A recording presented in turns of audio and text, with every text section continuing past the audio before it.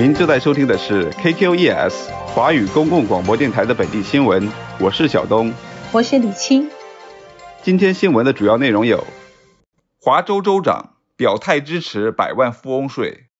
民调显示，华州降低酒驾限值获支持；华州、俄州短租房东面临高财产犯罪风险；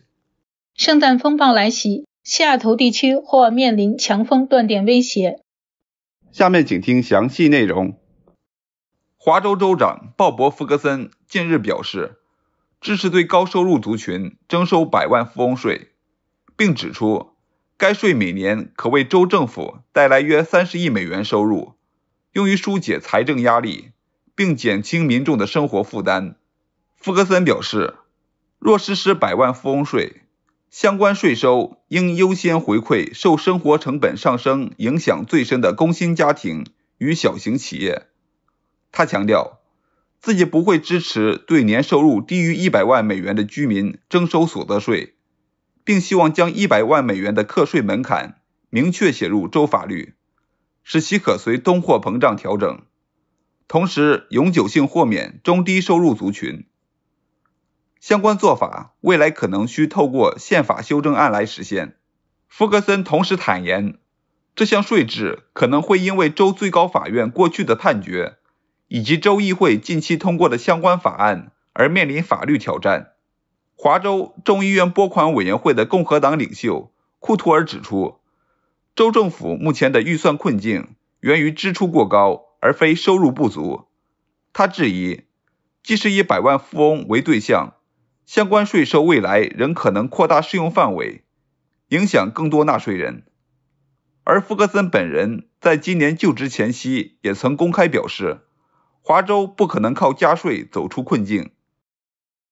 华盛顿州交通安全委员会和美国汽车协会联合开展的最新民意调查结果显示， 72% 的受访者支持将血液酒精含量的限值从 0.08 降到 0.05。主张降低血液酒精含量限值的提案，在华州立法机构已连续多年受阻。在2025年的州立法会议上，参议院第5067号法案曾通过委员会审议，但仍未能有进一步的进展。今年关于降低华州酒驾限值的提案预算将在几周内再次提交立法者审议。根据最新民意调查结果，或有望获得更多公众支持。金县高级副检察长艾米·费里德海姆对当地媒体 KOMO 新闻表示，降低限值的原因是血液酒精含量达到 0.05 时，人们已经处于醉酒状态。费里德海姆说，在其他国家，当血液酒精含量降到 0.05 后，交通事故死亡人数下降了 11%。 根据华州交通安全委员会收集的数据，华州约有一半的致命交通事故与酒驾有关。2024年虽是自2019年以来交通事故死亡人数首次下降的一年，但仍有343名酒驾司机卷入致命交通事故。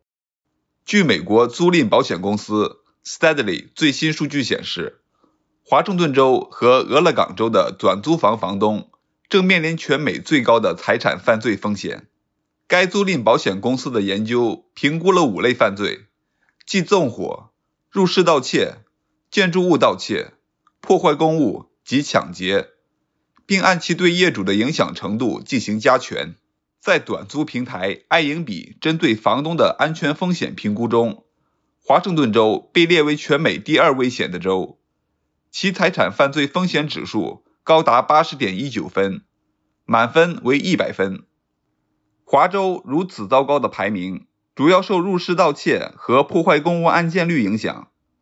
仅2023年，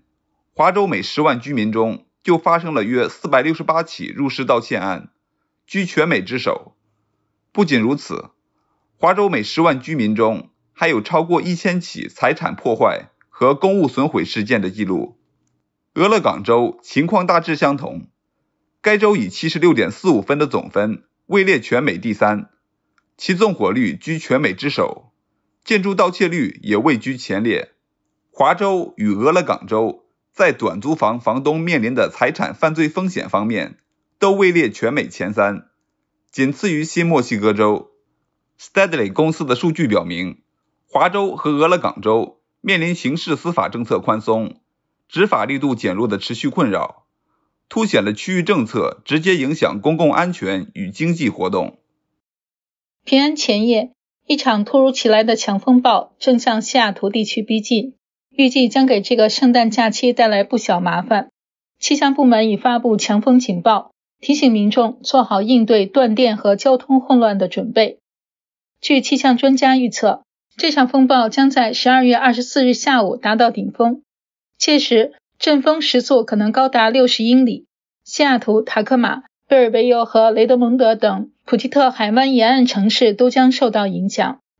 国家气象局已从上午10点至晚上7点对西雅图至奥林匹亚地区发布强风警告，贝林厄姆及周边岛屿则从下午1点开始进入警戒状态。普吉特湾能源公司已启动应急预案，增派抢修人员随时待命。该公司发言人提醒说，考虑到近期持续的降雨已经让土壤含水量饱和，树木倒伏的风险大大增加，我们建议居民提前准备好应急包，给电子设备充满电，并储备足够的食物和饮用水。这场风暴来得快，去得也快，预计今晚风力将逐渐减弱。圣诞节当天天气将明显好转，不过气象部门提醒，山区降雪仍将持续，斯诺卡米尔山口可能出现雨夹雪或冻雨，驾车出行需格外小心。以上新闻由李青、小东为您播报，感谢您的收听。